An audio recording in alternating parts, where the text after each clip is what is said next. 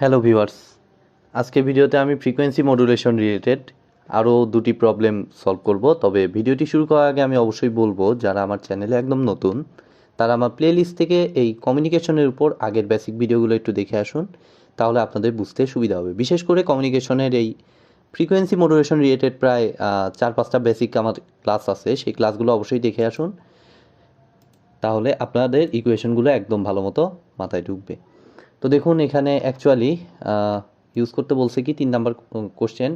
Actually এটা 3 number math, আজকের 1 number math. যাই হোক, Carson's rule to compare the bandwidth that would be required to transmit a base band signal. তো base band সিগন্যালের আরেকটা নাম কিন্তু হচ্ছে আমার এই message signal with a frequency range from 200 hertz to 2 kilo hertz. আচ্ছা, আমি একটা কাজ করি, এই ম্যাথগুলোর মার্কিং অ্যাকচুয়ালি আমি ইয়াতে করে দিই। দেখুন, আমি 1-2 করে দিই, কারণ প্রতি ক্লাসের জন্য আমি 1-2 করে মার্কিং করি।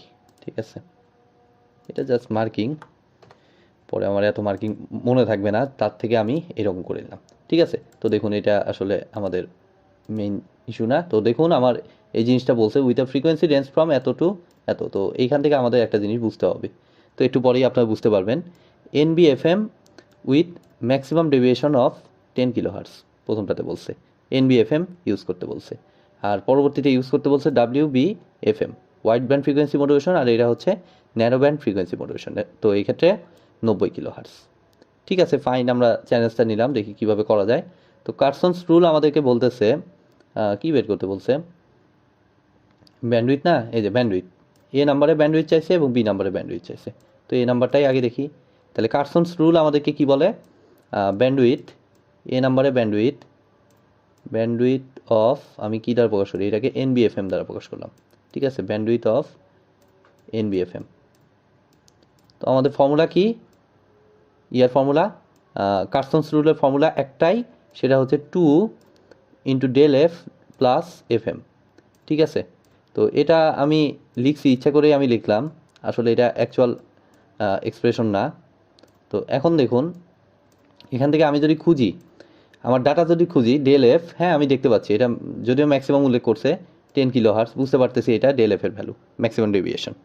ঠিক আছে, আর FM এর ভ্যালু আপনি কী ধরবেন, এখানে যে মেসেজ সিগন্যাল দিছে 200 হার্টস থেকে 2 কিলো হার্টস, কীভাবে ধরবেন আপনি?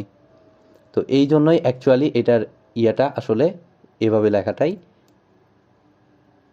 এভাবে মাথায় রাখাটাই ভালো, কারণ এটা অ্যাকচুয়াল ইয়া হচ্ছে ডেল এফ FM ম্যাক্স এবং এটার ক্ষেত্রেও ডেল এফ ম্যাক্স। তো আমি হয়তো বা আমার থিওরি ক্লাসে এটা লাস্ট ক্লাসে কার্সনস রুলে এটাকে ভুলবশত ডেল এফ প্লাস FM লিখেছিলাম। তো এটা অ্যাকচুয়ালি হবে এরকম, del F max plus FM max. ঠিক আছে, তো এখন দেখুন আর কোনো কনফিউশনই নাই। কীভাবে আমি কাজ করব, সিম্পলি আমাদের ডেল এফ ম্যাক্স হচ্ছে 10 কিলো হার্টস NBFM এ, আর হচ্ছে আমার কত FM ম্যাক্সটা কত, এই যে এই দুইটা ফ্রিকোয়েন্সির মধ্যে ম্যাক্সিমামটা নিব, বলেই দিচ্ছে ম্যাক্স, দ্যাট মিনস মেসেজ সিগন্যালের ম্যাক্সিমামটা হচ্ছে 2, দুটোই কিলো হার্টজে আছে। সো আর কোনো সমস্যা নেই, তাই 10 আর 2 12, 12 দুগুণা 24 কিলো হার্টজ হবে এইটার অ্যান্সার। ঠিক আছে, আমরা ইয়ারটা পেয়ে গেলাম, NBFM এরটা পাইলাম।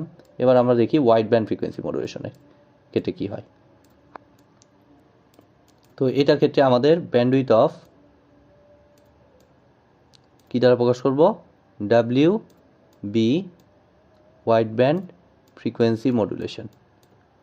এটার জন্য ফর্মুলা তো আর চেঞ্জ হচ্ছে না, আমার কি হবে 2 ইন্টু ডেল এফ ম্যাক্স, একই ফর্মুলা। আচ্ছা, আমি সরাসরি ভ্যালু বসিয়ে দিই। তো এটার ক্ষেত্রে ম্যাক্সিমাম ডেভিয়েশনটা বলছে 90, তাহলে এখানে জাস্ট 90 যোগ আমার কী হবে, মেসেজ সিগন্যালের ম্যাক্সিমামটা কত 2 কিলো হার্টস, তাহলে 90 দুগুণা 90 আর 2 92, 92 দুগুণা সম্ভবত 184 হয়, তাহলে 184 কিলো হার্টস হয়ে গেল। ব্যান্ডউইথের ইউনিট আমাদের কিলো হার্টসেই হয়। সো আমাদের এই প্রবলেমটার সমাধান হয়ে গেল। তো এবার আমি নেক্সট প্রবলেমটা সলভ করবো, দেখি 2 নম্বরে কী বলছে আজকের। তো ফাইন, এখানে একটা ইকুয়েশন দিয়ে দিচ্ছে E is equal to 10 sine, আচ্ছা whatever, what form of angle modulation is this, মানে এটা কী টাইপের অ্যাঙ্গেল মডুলেশন। অ্যাঙ্গেল মডুলেশন তো 2 টাইপের, একটা হচ্ছে ফ্রিকোয়েন্সি মডুলেশন আর একটা হচ্ছে ফেজ মডুলেশন। তো দুটারই ইকুয়েশন কিন্তু আপনারা দেখেছেন, আমি কিন্তু ডিরাইভ করে দিয়েছি আমার ইয়াতেই, এই প্লেলিস্টেই আপনারা পাবেন। তো এরপরে আমার চাইছে হলো calculate the career and modulating frequencies. আচ্ছা, অনেক কিছু চাইছে। তো ফার্স্টে আমরা এখান থেকে আসি, কী টাইপের এটা অ্যাঙ্গেল মডুলেশন। তো এই ইকুয়েশনটা যদি ভালো মতো আপনি খেয়াল করেন তাহলে এটাকে কম্পেয়ার করতে পারবেন আপনি is equal to AC sign দিয়ে দিছে, যদিও আমার ফ্রিকোয়েন্সি মডুলেশনে এটা ছিল কস, ফ্রিকোয়েন্সি বা অ্যাঙ্গেল যেটাই আপনি ধরুন। তো আমি তো ফার্স্টে বুঝতেছি না এটা কোনটা, তো আমি বলেছিলাম যে সাইন কস এইসব জায়গায় পুরোপুরি ডন্ট কেয়ার। ঠিক আছে, আপনার এখানে সাইন আবার এখানে কস থাকতে পারে, বা এখানে কস এখানে সাইন থাকতে পারে, বা দুটোই কস বা দুটোই সাইন, যে কোনোটাই হতে পারে। আপনার জাস্ট দেখতে হবে এই পুরো ফর্মটা দেখতে হবে, এটা কোন টাইপের ফর্মে আছে। ঠিক আছে, তাহলে এসি সাইন, আচ্ছা এটাকে এভাবে না,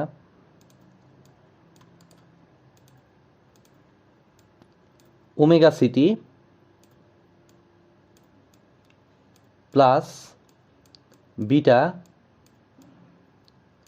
এখানে যেহেতু সাইন আছে সো এটাকে কম্পেয়ার করব এই সাইন।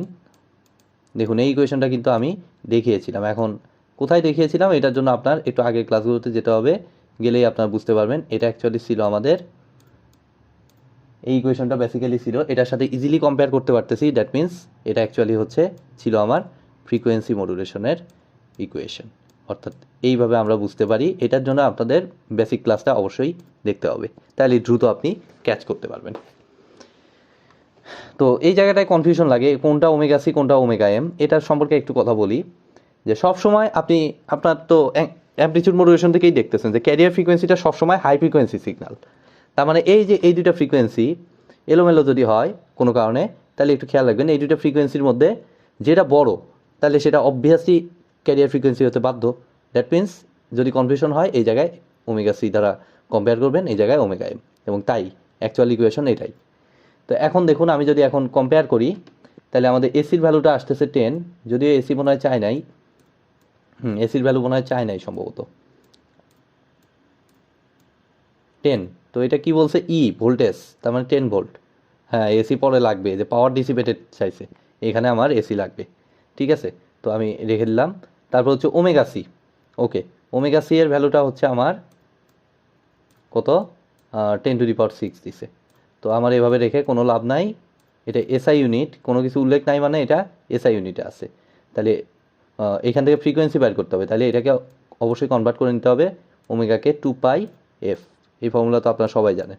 তো 2πfc ইজ ইকুয়াল টু 10⁶, এটা হার্টসে 10⁶ ইউজ করলে এটা হার্টসে, তাহলে এফসির ভ্যালুটা আমার কত আসে, আমি জাস্ট এবার আমার ক্যালকুলেটার ইউজ করতেই হবে, জটিল ক্যালকুলেশন এটা। 10⁶ আমি ক্যালকুলেটার বসাচ্ছি, ডিভাইডেড বাই 2π, তাহলে 159 154, আমি 159 154.9431 হার্টস, যেটাকে যদি আমি কিলো হার্টসে নেই তাহলে বেসিক্যালি এটা আসবে 159 জাস্ট 1000 দিয়ে ভাগ, যে ভ্যালুটা পাইছি ওইটাকে 1000 দিয়ে ভাগ, তাহলে 159.154 কিলো হার্টস, জাস্ট যে ভ্যালুটা পাইছি ওইটাকে কত দ্বারা ভাগ করলাম, 1000 দ্বারা ভাগ করে দিলাম। ঠিক আছে, যে ভ্যালুটা পাইছেন ওইটাকে 1000 দিয়ে ভাগ করে দিবেন, যেহেতু এটা হার্টজে ছিল। তাহলে 1/5 অ্যাকচুয়ালি এটা, যেটা একটু কারেকশন করে নিই কারণ 4-এর পরের ডিজিটটা 9 আছে। ও সরি 1/5, হ্যাঁ 5 কিলো হার্টস। ঠিক আছে, এফসি পাইলাম। এবার আমরা একটু এফএমটাও দেখি, তাহলে ওমেগা এম এর সাথে কম্পেয়ার করব। তাহলে এফসি চাইছে ক্যারিয়ার ফ্রিকোয়েন্সি সাথে মডুলেটিং ফ্রিকোয়েন্সি, এবং মডুলেটিং মানে কিন্তু আমি বারবার বলেছি যে মডুলেটিং মানে কিন্তু আমাদের অ্যাকচুয়ালি মেসেজ সিগন্যাল। ঠিক আছে, তো ওমেগা এম হচ্ছে আমার এর সাথে কম্পেয়ার করলে, মেইন ইকুয়েশনের সাথে কম্পেয়ার করলে ওমেগা এম আসতেছে 10⁻³ মানে 2πfm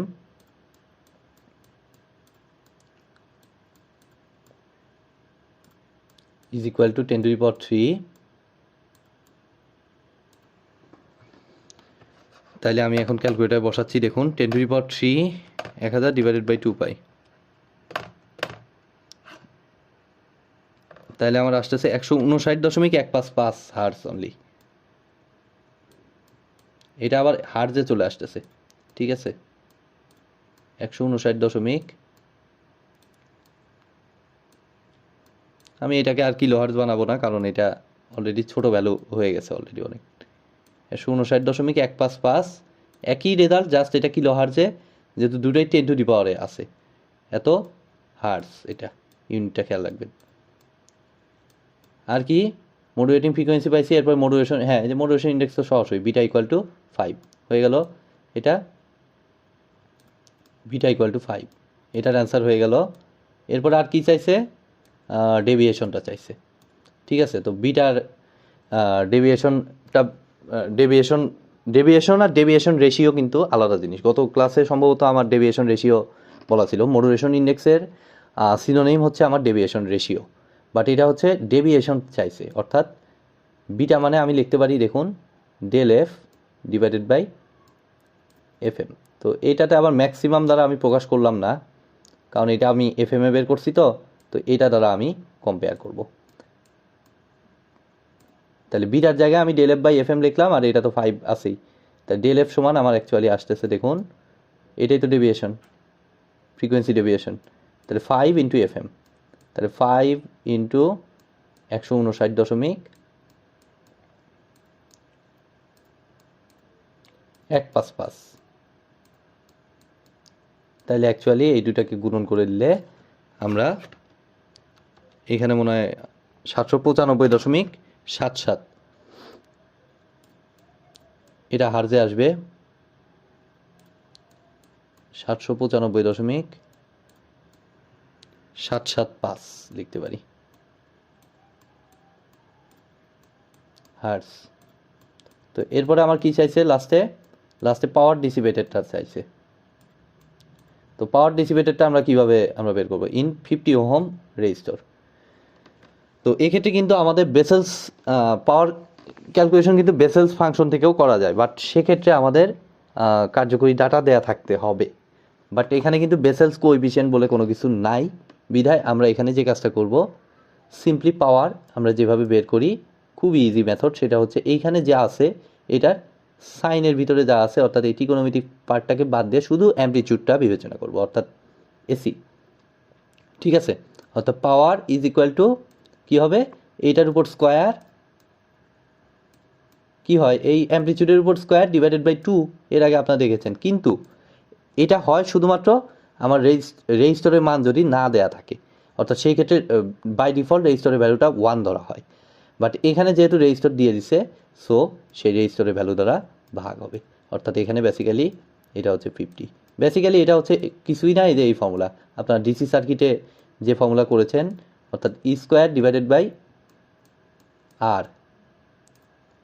এখন বলতে পারেন তাহলে টু কেন, তো টুটা হচ্ছে এভারেজ ইয়ার জন্য আপনারা দেখেছেন, এর আগে আপনারা দেখেছেন যে প্রতিটা জায়গায় পাওয়ার ক্যালকুলেশনের সময় এই টুটা আসে, এবং এই টুটা কেন আসে, কিভাবে আসে, এটার ব্যাখ্যা কিন্তু আমার সিগন্যাল অ্যান্ড সিস্টেম কোর্সে আছে, ঠিক আছে। এই টুটা কিভাবে এই পাওয়ার ক্যালকুলেশনের সময় আসে, তো এটাই অ্যাকচুয়ালি এখানে অ্যাপ্লাই হয়েছে, P is equal to B square by R, ঠিক আছে। তাহলে আমরা এখন সিম্পলি এখানে যে কাজটা করতে পারি, আমরা ক্যালকুলেশন করতে পারি।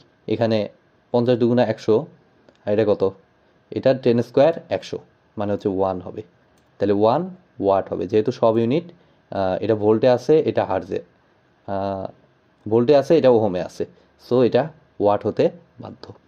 তো হয়ে গেল আমার মোটামুটি যা যা চাইছে সবগুলোরই সলিউশন হয়ে গেল। তো আজকের মতো ভিডিওটি আমি এখানেই শেষ করছি। ভিডিওটি যদি ভালো লেগে থাকে অবশ্যই ভিডিওতে একটি লাইক দিবেন, বন্ধুদের সাথে বেশি বেশি শেয়ার করবেন, আর চ্যানেলে নতুন হয়ে থাকলে অবশ্যই চ্যানেলটি সাবস্ক্রাইব করবেন। ধন্যবাদ।